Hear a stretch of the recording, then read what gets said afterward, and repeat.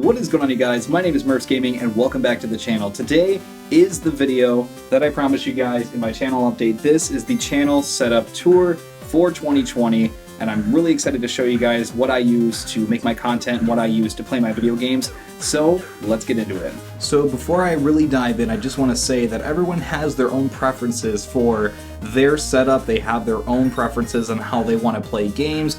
So for me, I use a 3-computer setup. I have one computer for games, I have one computer for recording. Most people would actually use that second computer for doing the actual editing themselves, but I really hate Premiere Pro. I hate it a lot, and I love Final Cut Pro, and it's only on a Mac, so that's why I have a third computer, which is my MacBook, and I also have that because I like to be portable a lot, and besides doing YouTube, I also do some short films, I do a lot of freelance work, and so for me, this is my personal setup. I'm not saying that everyone has to have this much equipment, but I've been doing this for a little while now, and that's why I'm pretty well equipped. I'll also show you some of the stuff that I'm using to even film this setup as we speak.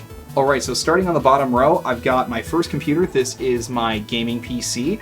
And I've got my recording PC over here. So with the gaming PC setup, as you can see, I went a lot more in depth with choosing different RGB parts. Now, both of these PCs are because of my friend Adam. He knows how to build computers, and so I enlisted his help with building these, and he's pretty much responsible for the reason why I even have custom build PCs in the first place, so really big thank you to him. So for me, I chose a lot of different RGB parts. I've got 32 gigabytes of RGB RAM. I've got an RTX 2080 Ti running in there from EVGA. I use an Intel 8700K with the only thing that's not RGB in the build.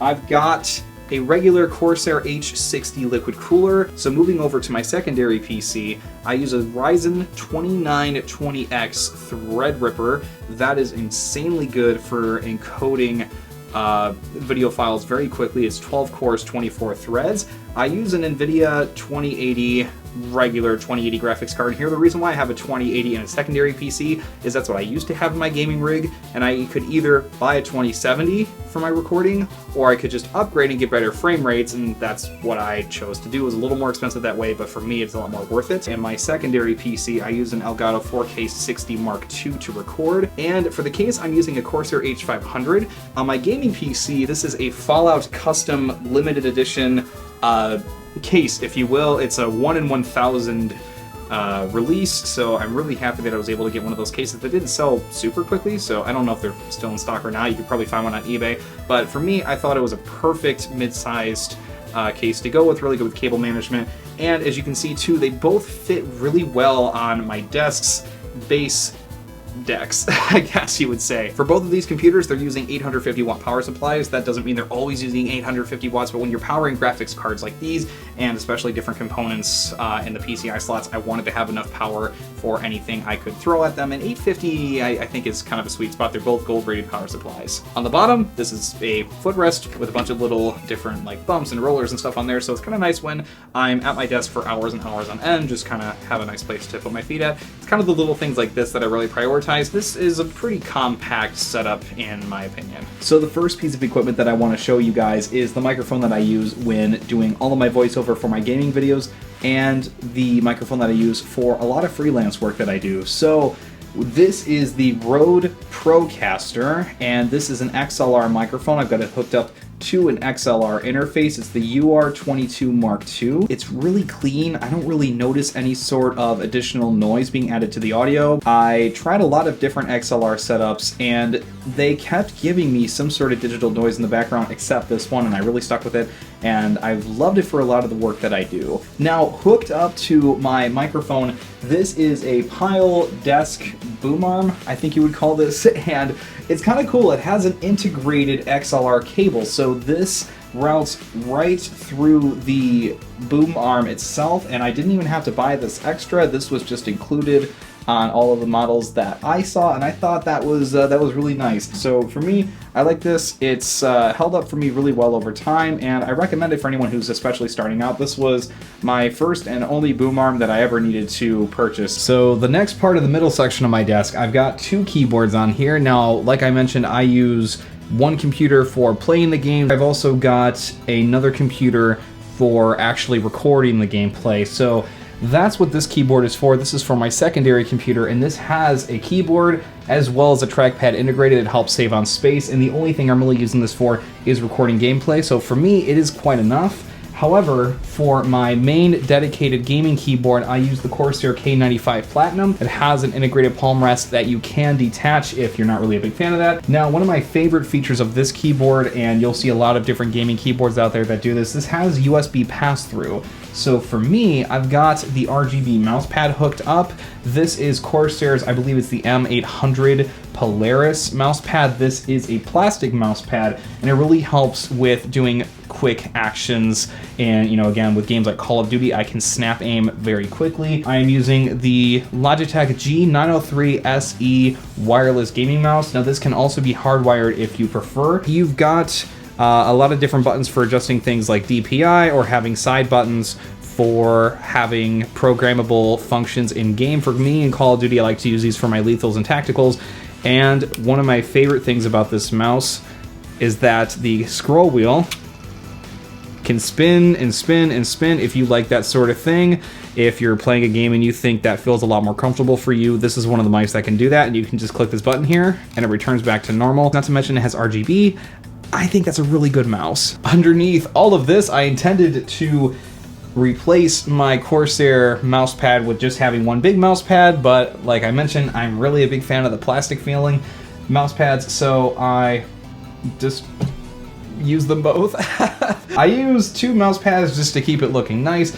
This is Razer's, I believe is their Goliathus mouse pad. This is something that can cover an entire desk for people who aren't insane and like two mouse pads like me. And like you can see here, it's also RGB. For what I'm using it for, it makes the desk look nice. It keeps it looking a lot cleaner.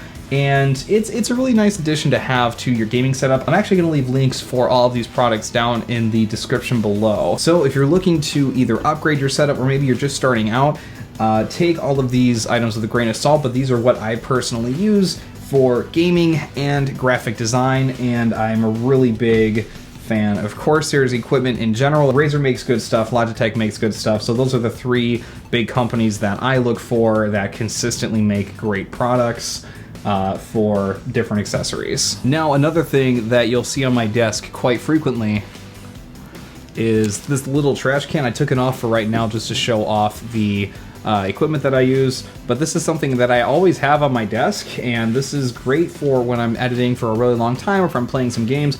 Maybe I'll, I don't know, have a snack or something. I think this was like 15 or 20 bucks, but it's a really nice, you know, miniature trash can. I always keep a little bag in there as well. So two of the biggest pieces of my setup are my monitors. Now I've got two very different types of monitors. They're both 27 inches, so when I want to use them both at the same time, it's a really consistent experience. However, I've got a Dell gaming monitor on my left right here, and then I've got a ViewSonic 4K color calibrated display on my right. Now those are used for different purposes. Obviously the Dell is for gaming. It's a high refresh rate. It goes up to 144 Hertz. I think it works at 165 if I overclock it.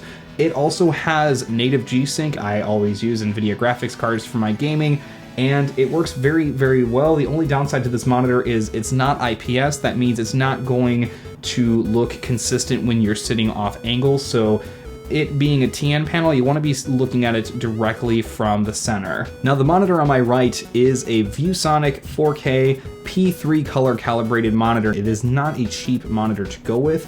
Something like this is really for when you're doing a lot of color correcting, if you're doing a lot of graphic design. This is not a gaming monitor. This is for a lot of my other work, or when I'm making my thumbnails, I'll use this to judge a lot of the colors that I use. For me, I like having my dual monitor setups. I do a lot of this stuff on the side, and it helps with my editing significantly. So I would highly recommend this monitor. If you need a color calibrated display and you kind of have to have everything, this is a really good choice. And it also has USB Type-C compatibility, and it outputs 60 watts of power. So if you've got a 13-inch MacBook, that works really well, or you've got a 13-inch Razer Blade, that would work extraordinarily well on something like this. If you've got a 15-inch computer, I would recommend getting some sort of a dock, which is what I use, and I'll show that in just a second. You'll see too, I've got an Xbox Elite controller. This is the first generation. I have not upgraded to the second generation quite yet. And with this one, I do leave the pedals on. This is actually one of the main reasons why I picked this up. So for those of you who don't know, if you purchase an Xbox Elite controller, you can use this to remap a lot of the common buttons. That way, you're never having your thumb leave the right stick. So if you need to do something like jump, or you need to do something like slide, and you're still trying to aim at somebody, this is a really good controller for that sort of thing. And you'll see attached to my Elite controller, I've got the Xbox chat pad. Surprisingly enough, this does work correctly on PCs. If you're trying to do functions that only work with a keyboard, this tends to work out correctly. So if you're trying to use this with a PC, I highly recommend the chat pad. Not to mention, if you're using an older Xbox controller, the chat pad does have the 3.5mm audio jack built onto the bottom. So if you got your Xbox when it first came out, before they put those jacks on, that's a really nice accessory to have. It's kind of a 2-in-1 accessory, and that's one of the main reasons why I picked it up in the first place. So the next piece of equipment that I want to let you know that I use is the Thunderbolt 3 dock from Belkin. This is one that outputs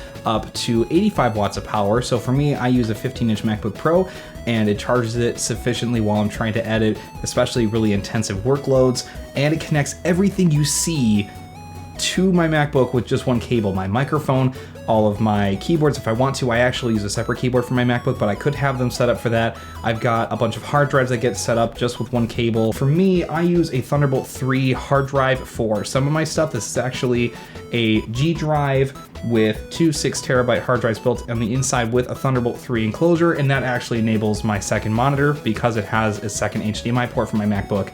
So I feel that Thunderbolt 3 is important to use. Getting a dock in some fashion is really going to help you out if you're trying to edit off of a laptop and you're really trying to make the most out of your equipment. I have an LG disk drive for if I have some sort of really old media that I want to look at. I don't really use this all too much, but it's on my desk, so I figured I would shout that out somehow. Over here, I've got the Elgato Stream Deck. I use this for doing quick commands when I'm trying to edit on my MacBook. I've also got an easy button.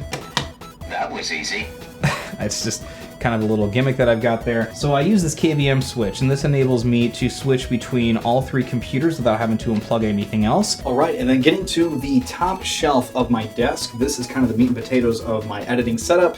This is my MacBook Pro. I use a 15-inch with an i9 processor, 32 gigs of RAM, Pro Vega 20 graphics, and a 1TB solid-state drive on the inside. I know that is quite overkill. However, this was kind of my only computer that I was really using at the time, and this is still my main computer that I use for all of my graphic design and all of my main video editing. You'll kind of see on here, I've got a few different miscellaneous trinkets and different accessories.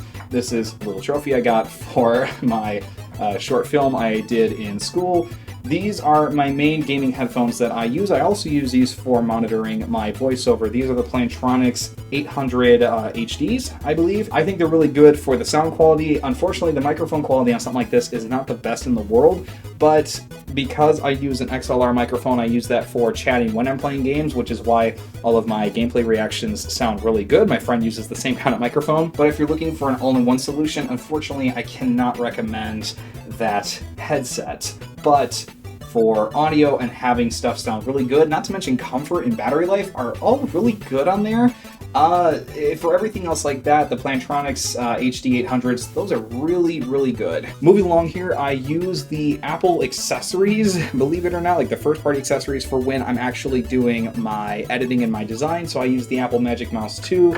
I use the Magic Trackpad 2. Everything is wireless. I use the Apple Magic Keyboard 2 with the numeric keypad. For me, it's really nice to have a numeric keypad for typing in quick values when I'm trying to make text move around or when I want to resize something really quickly and I'm really precise with my edits. This clock sitting on here, I still haven't set this for daylight savings time yet, but this is my Pokemon alarm clock. Again, just kind of a little trinket that I've got sitting out as well. So one of the biggest parts of my setup is, of course, the desk. So for me, I use the IKEA Freddy desk, I think is how you pronounce that.